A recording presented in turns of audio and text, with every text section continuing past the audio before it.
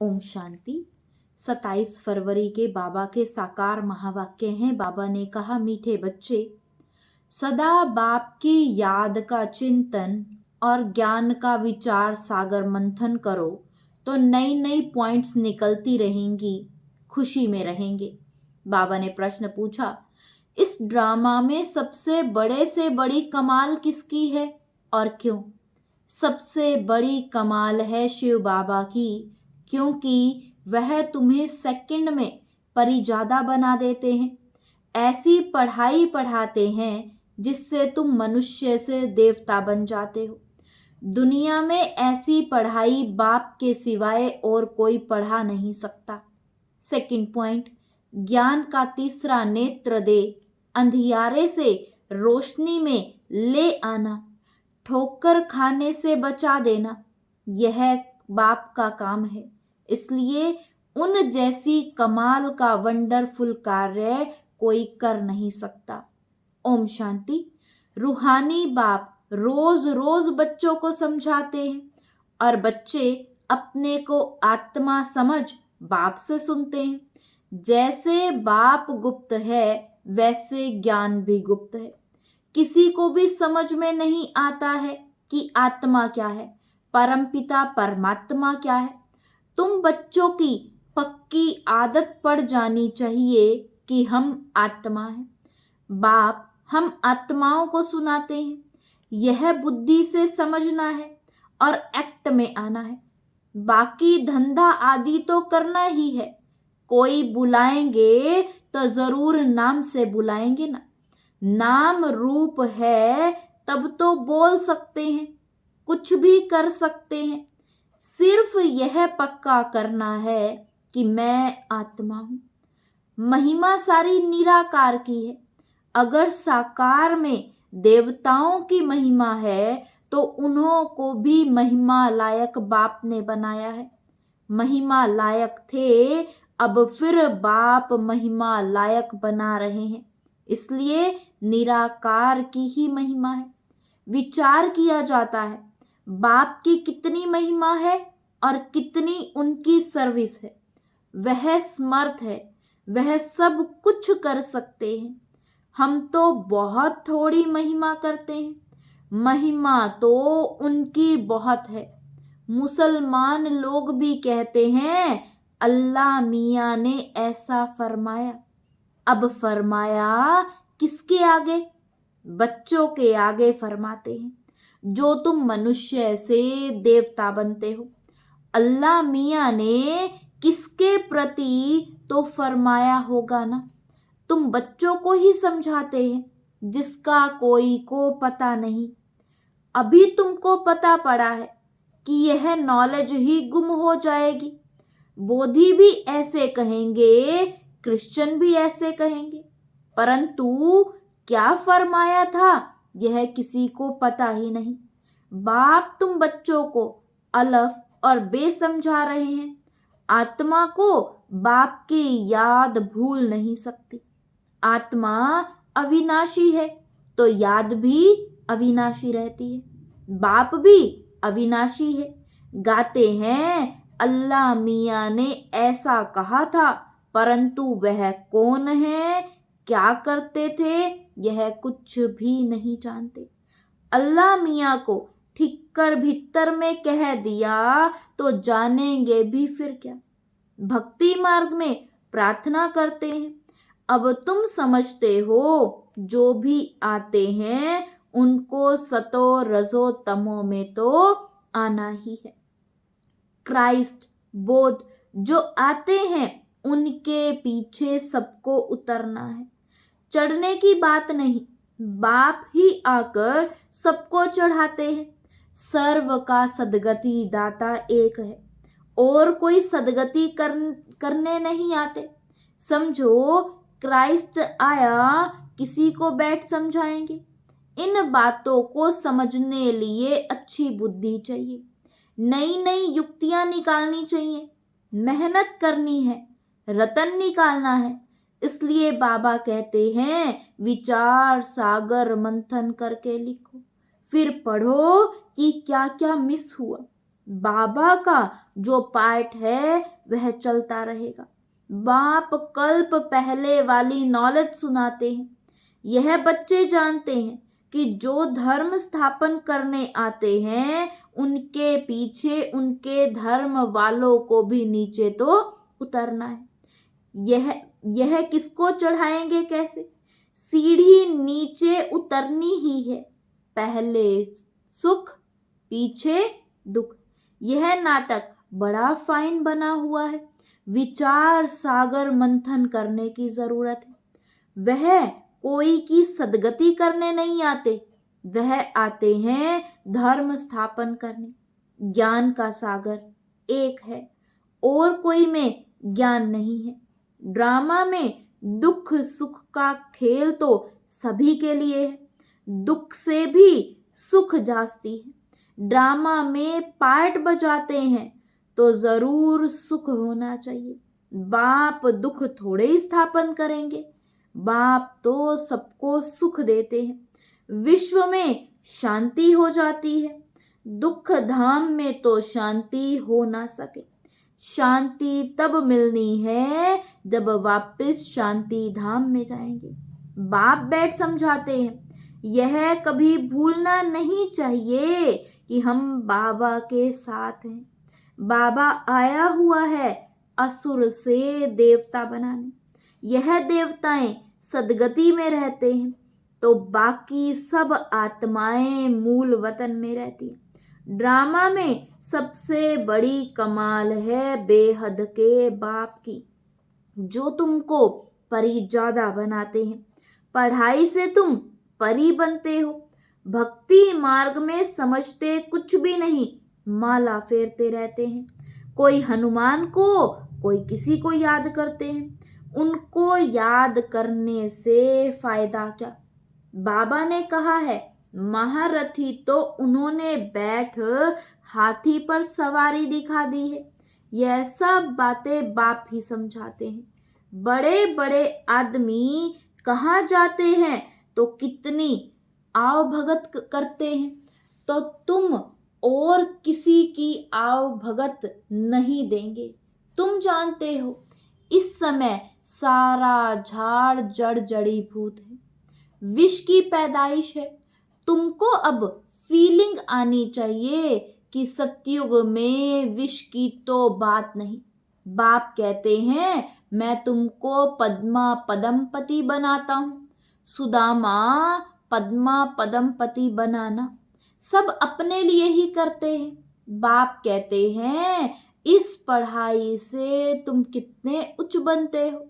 वह गीता सब सुनते पढ़ते हैं।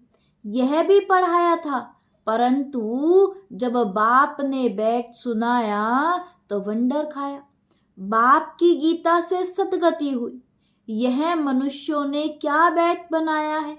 कहते हैं अल्लाह मियाँ ने ऐसे कहा, परंतु समझते कुछ भी नहीं। अल्लाह कौन? देवी देवता धर्म वाले ही भगवान को नहीं जानते हैं तो जो पीछे आते हैं वह क्या जाने। सर्वशास्त्रमयी शिरोमणि गीता ही रोंग कर दी है तो बाकी फिर शास्त्रों में क्या होगा। बाप ने जो हम बच्चों को सुनाया वह प्राय लोप हो गया। अब तुम बाप से सुनकर देवता बन रहे हो। पुरानी दुनिया का हिसाब तो सबको चुकतू करना है, फिर आत्मा पवित्र बन जाती है। उनका भी कुछ हिसाब किताब होगा तो वह चुकतू होगा। हम ही पहले पहले जाते हैं, फिर पहले पहले आते हैं। बाकी सब सजाएं खाकर हिसाब किताब चुकतू करेंगे।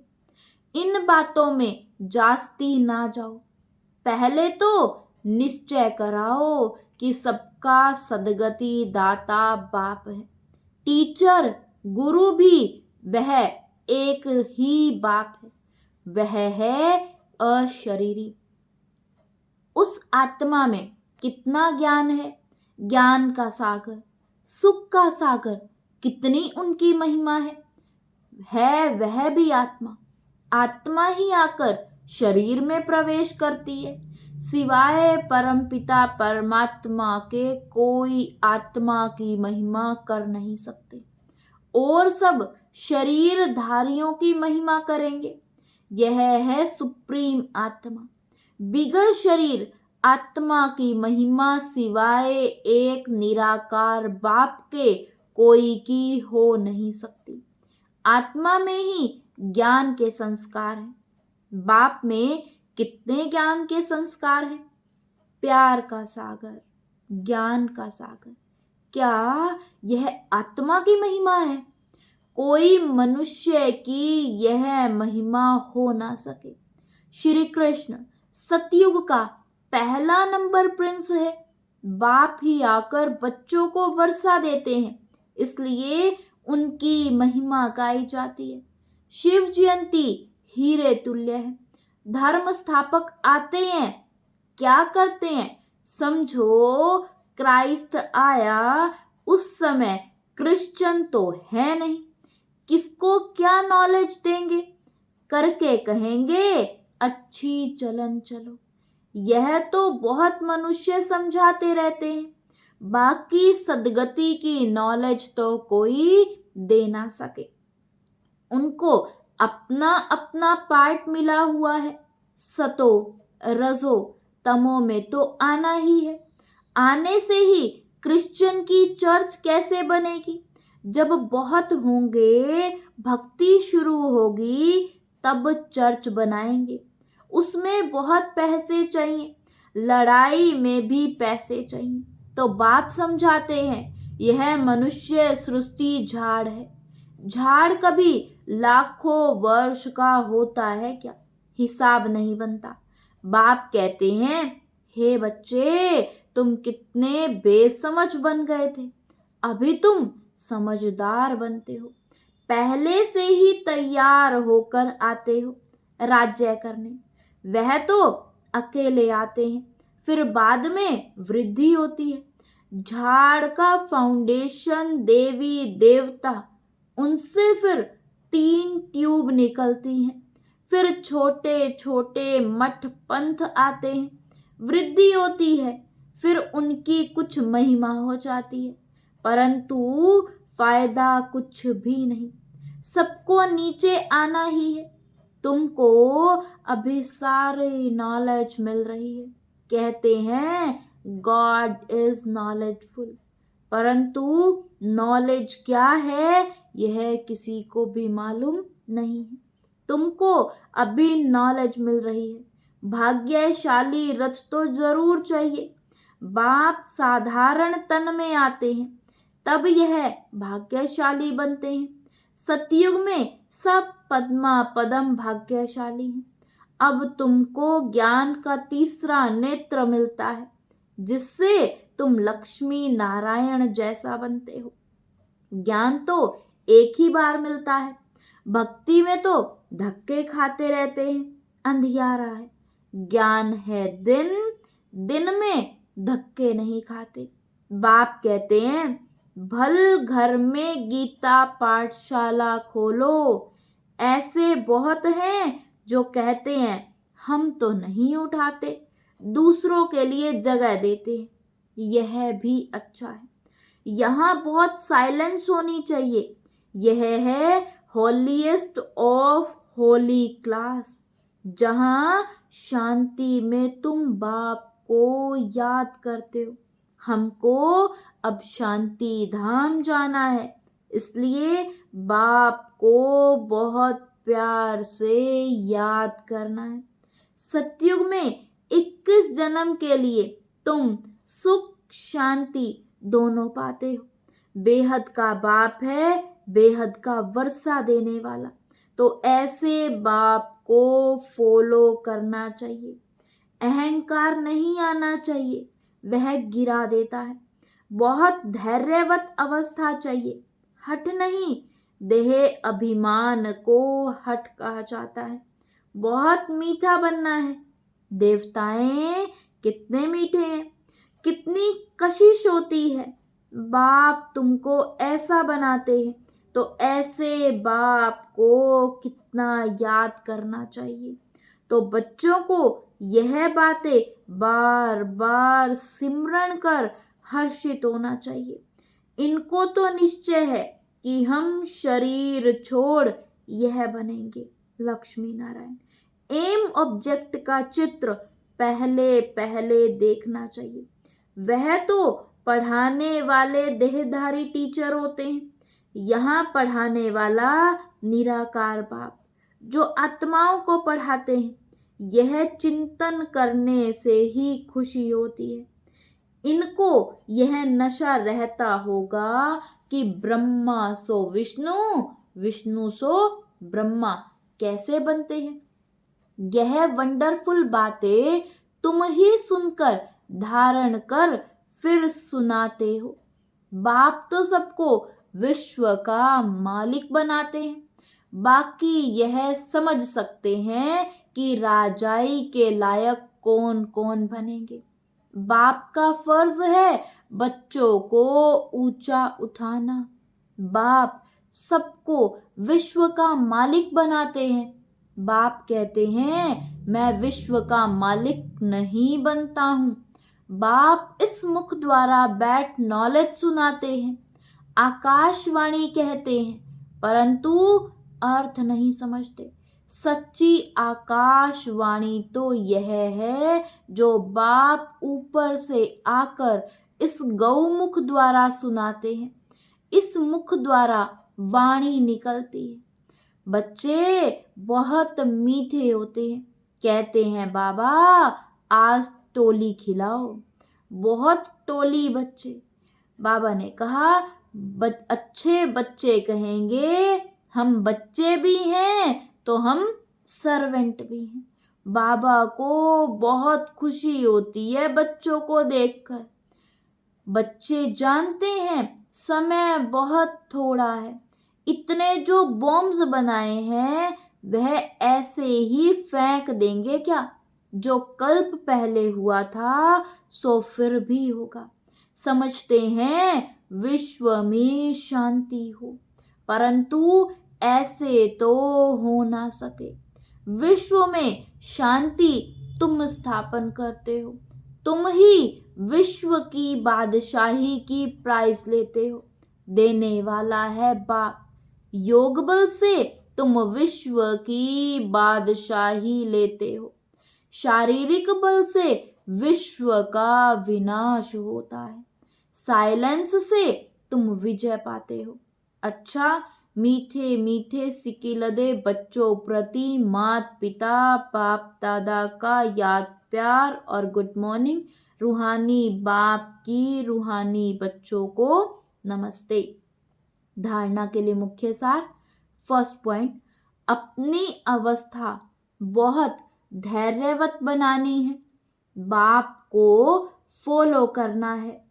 कभी भी किसी बात के अहंकार में नहीं आना है। देवताओं जैसा मीठा बनना है। सेकंड पॉइंट, सदा हर्षित रहने के लिए ज्ञान का सिमरन करते रहो। विचार सागर मंथन करो। हम भगवान के बच्चे भी हैं तो सर्वेंट भी हैं। इसी स्मृति से सेवा पर तत्पर रहो। वरदान दिया बाबा ने आज। मन मना भव के साथ मध्याजी भव के मंत्र स्वरूप में स्थित रहने वाले महान आत्मा भव। मन मना भव के साथ मध्याजी भव के मंत्र स्वरूप में स्थित रहने वाले महान आत्मा भव। आप बच्चों को मन मना भव के साथ मध्याजी भव का भी वरदान है। अपना स्वर्ग का स्वरूप स्मृति में रहे, इसको कहते हैं मध्याजी भव। जो अपने श्रेष्ठ प्राप्तियों के नशे में रहते हैं वही मध्याजी भव के मंत्र स्वरूप में स्थित रह सकते हैं। जो मध्याजी भव हैं वह मन मना भव तो होंगे ही। ऐसे बच्चों के हर संकल्प, हर बोल और हर कर्म महान हो जाते हैं। स्मृति स्वरूप बनना माना महान आत्मा बनना। स्लोगन है, खुशी आपका स्पेशल खजाना है, इस खजाने को कभी नहीं छोड़ो। खुशी आपका स्पेशल खजाना है, इस खजाने को कभी नहीं छोड़ना। ओम शांति, ओम शांति।